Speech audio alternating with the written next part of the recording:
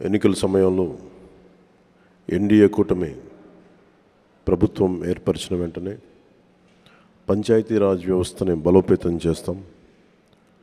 ప్రభుత్వ పనితీరులో పారదర్శకత, జవాబుదారీతనం తీసుకొస్తామని మాట ఇచ్చాం.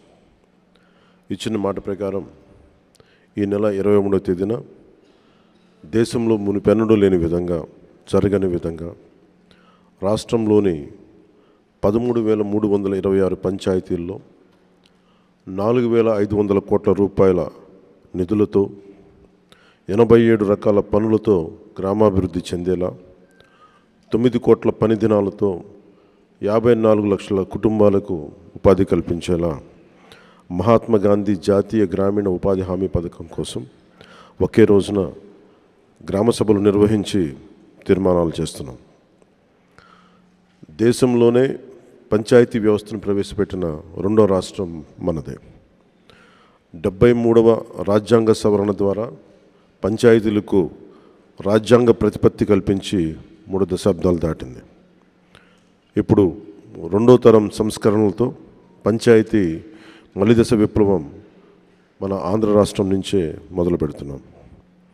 గత 3 దశాబ్దాలుగా ప్రతి స్వాతంత్ర దినోత్సవానికి, గణతంత్ర దినోత్సవ వేడుకలకు మైనర్, మేజర్ పంచాయతీలకు నామమాత్రంగా 100 రూపాయలు, 200 రూపాయలు మాత్రమే ఇస్తూ వచ్చారు. మనం తీసుకొస్తున్న పంచాయతీ సంస్కరణలో భాగంగా 100 రూపాయలను 10,000 రూపాయలు, 250 రూపాయలను 25,000కు పెంచి మా ఎన్డీఏ ప్రభుత్వం చిత్తశుద్ధిని చూపాం.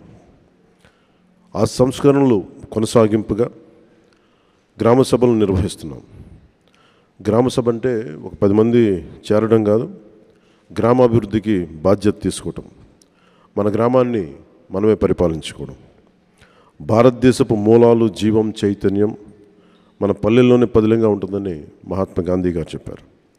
అలాంటి పల్లెల బాగు కోసం ప్రధానమంత్రి శ్రీ నరేంద్ర మోదీ గారి సంకల్పంతో, ముఖ్యమంత్రి శ్రీ చంద్రబాబు గారి నేతృత్వంలో పంచాయతీరాజ్ శాఖ మంత్రిత్వ శాఖ సారథ్యంలో సాధారణ పంచాయతీలను స్వయం శక్తి పంచాయతీలుగా సాకారం చేసుకునేలా మేము ఈ పంచాయతీల గ్రామ సభల్లో పాల్గొనండి, దిగ్విజయం చేయండి.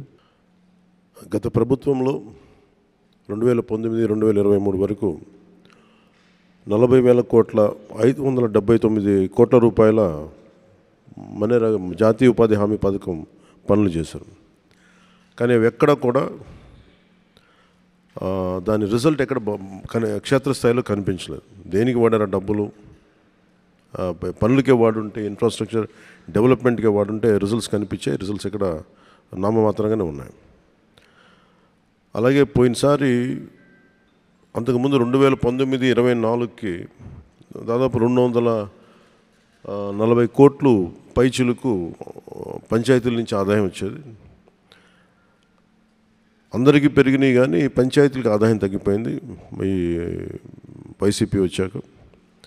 సో వాళ్ళు 170 కోట్లకు పరిమితం చేశారు. 19-24 అప్పుడు 240 కోట్ల నుంచి 270 కోట్ల దాకా వస్తే 19-23కి వాళ్ళు 170 కోట్లకు పట్టుకొచ్చారు. ట్యాక్సెస్ కలెక్ట్ చేయడం మానేశారు. ఏం చేశారు? అదొకటి ఒక ఇది ఉండిపోయింది. ఇది మేము చాలా త్రికరణ శుద్ధితో మార్చాలనుకుంటున్నాం. పంచాయతీలను బలోపేతం చేయాలి, వాటి కాళ్ళ మీద వాటి నిలబడగలిగే పంచాయతీలు ఉండాలి. సెల్ఫ్ జనరేటింగ్ పంచాయత్స్, వాటి విద్యుత్తుని అవే ఉత్పత్తి చేసుకునేలాగా రాష్ట్ర అభివృద్ధిలోనే కాదు, దేశ అభివృద్ధిలో కూడా చాలా కీలకమైన పంచాయతీలు కీలకంగా ఉండాలి అని చెప్పి మన ఈ రివ్యూ మీటింగ్స్లో కూడా చాలా ముఖ్యమంత్రి గారితో జరిగిన రివ్యూ మీటింగ్లు కూడా తీసుకున్నాం. అలాగే ప్రతి పంచాయతీకి ఒక యూనిక్ గుణం ఉంటుంది, ఒక ప్రత్యేక గుణం ఉంటుంది. ఇప్పుడు మనకి విశాఖపట్నం ఆనందపురం విలేజ్, ఆనందపురం మండలం, విశాఖపట్నం లాంటి చోట ప్రత్యేకత అక్కడ పువ్వులు.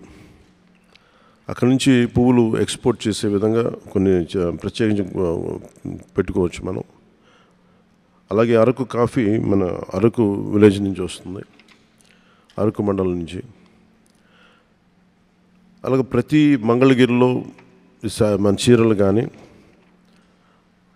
మన సత్యసాయి జిల్లాలో లేపాక్షి కానీ, అలాగే ఒంగోలు జిల్లాలో చీమకుర్తి గ్రామం కానీ, బాపట్లలో వేటపాలెం కానీ, కృష్ణా డిస్ట్రిక్ట్లో చిలకలపూడి కానీ, ఇలాంటి ఏ జిల్లాలో ఏ పంచాయతీలు తీసుకున్న కొన్ని ప్రత్యేకతలు ఉన్నాయి. సో మీ పంచాయతీల ప్రత్యేకత ఏంటి, దాన్ని కూడా రేపు గ్రామ సభల్లో తదుపరి గ్రామ సభల్లో ఇవన్నీ నిర్ణయించుకోమని చెప్పాం. So we would like to promote that plan.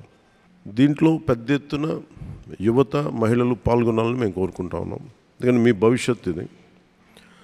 గత ఎన్నికల్లో రాష్ట్రం కోసం మీరు ఎలా తరలి వచ్చారో, రాష్ట్ర మీ బాధ్యతగా చేపట్టి ఎన్నికల్ని ఎలా తరలి వచ్చారో, ఈ గ్రామ సభలకు కూడా రాష్ట్రంలో ఉన్న నలుమూలలో ఉన్న యువత, పక్క రాష్ట్రాల్లో ఉన్న యువత, మహిళలు మీరు పాల్గొనాలని కోరుకుంటా ఉన్నాను. ముఖ్యంగా మహిళలకి నేను విన్నవించుకుంటా ఉన్నాను. ప్రెసిడెంట్ ముర్ముర్ గారు కూడా విలేజ్ పంచాయతీ నుంచే వచ్చారు, సర్పంచ్గానే ఎదిగారు. ఈ రోజున ఆవిడ ప్రెసిడెంట్ అయ్యారు. అందుకని మహిళలు ఈ 1/3 ఈ సాధికారత పొలిటికల్ ఎంపవర్మెంట్ జరగబోతాం. దాంట్లో భాగంగానే మీ గ్రామ సభల్లో మహిళలు కూడా చాలా బలంగా పాల్గొనాలని నేను ఆర్థిస్తున్నాను. అలాగే పంచాయతీలకు సంబంధించి ఉదాహరణకి చాలా పంచాయతీలు నిరుపయోగంగా భూమి ఉపయోగం లేకుండా పోతుంది. అలాగే పంచాయతీలు మొన్నదాకా మనకి స్వచ్ఛ భారత్ కోసం ఒకప్పుడు మనకి ఓపెన్ డెఫికేషన్స్ మొత్తం గ్రామాల్లోకి వెళ్తే ఓపెన్ డెఫికేషన్ చాలా బహిరంగ మల విసర్జన కనిపించేది. స్వచ్ఛ భారత్ వల్ల చాలా వరకు తగ్గింది. ఇప్పుడు దాన్ని కన్సాలిడేట్ చేసి +1కి తీసుకెళ్లేలాగా పంచాయతీలు చేయాలని ఒక ఆదేశాలు ఇచ్చాం. అలాగే ఇప్పుడు కీలకమైనది ఏంటంటే ఊళ్ళలోకి రాగానే చెత్తా చెదారంతో కనిపిస్తూ ఉన్న గ్రామాల్లోకి రాగానే ఎట్టి పరిస్థితుల్లో క్లీన్ అండ్ గ్రీన్ విలేజెస్ కావాలి, దాని తగ్గట్టుగా ప్రణాళికలు చేయాలని చెప్పి ప్రణాళికలు సిద్ధం చేస్తున్నాం. దాంట్లో అందరూ పాలు పంచుకోవాలి, దాని తగ్గట్టుగా కార్యాచరణ ఉంటుంది. క్లీన్ గ్రామాలు, గ్రీన్ గ్రామాల మీద దృష్టి పెడతా ఉన్నాం.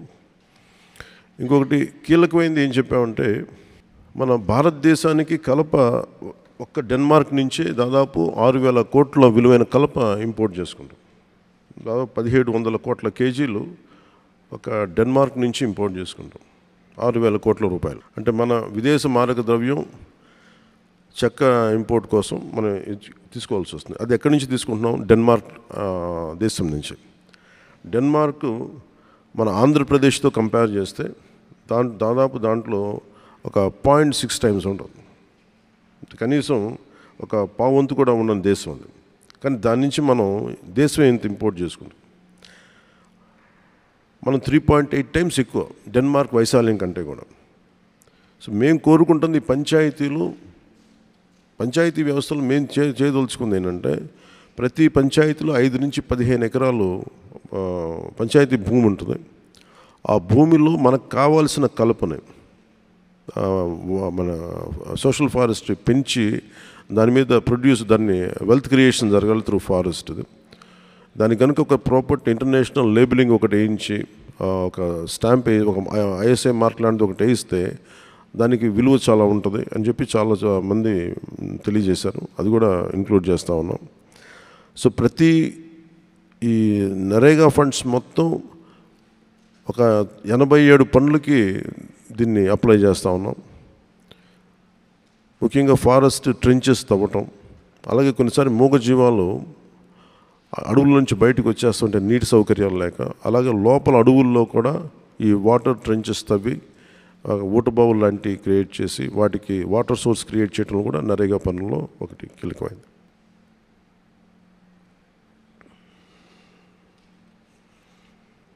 ఇంకొకటి ప్రతి పంచాయతీకి సంబంధించి మేము ఐడెంటిఫై చేస్తున్నాం.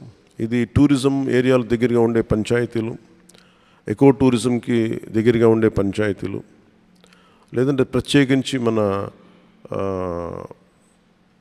ఉప్పాడ మంగళగిరి లాంటి చోట ప్రత్యేకంగా మన చీరలు మన నేత పరిశ్రమలు ఉన్నాయి, దాన్ని ప్రత్యేకంగా విజిట్ చేసేలాగా. ఇప్పుడు చాలామంది కంచికి వెళ్తారు ఆ చీరలు కొనుక్కోవడం కోసం. సో అలాంటి సౌకర్యాలు వాళ్ళ ఊళ్ళకి వచ్చి మగ్గాల దగ్గరికి వచ్చి చూసుకొని కొనుక్కోలేక ఇట్లాంటివి ప్రత్యేకమైన దృష్టి పెడతా ఉన్నాం. సో ఈ దృష్టిలో మేమందరం పనిచేసుకుంటూ వెళ్తున్నాం తెలియజేసుకుంటూ, రేపు మీ అందరి సహాయ సహకారాలు కూడా కావాలి. మొట్టమొదటిసారి భారతదేశంలోనే ఇన్ని వేల పంచాయతీలకి చేయలేదు, దానికి మనం శ్రీకారం చుట్టాం. ఈ కొత్త ప్రభుత్వానికి మీడియా వారి ఆశీస్సులు, మీ సహాయ సహకారాలు కావాలని కోరుకుంటూ సెలవు తీసుకుంటున్నాను.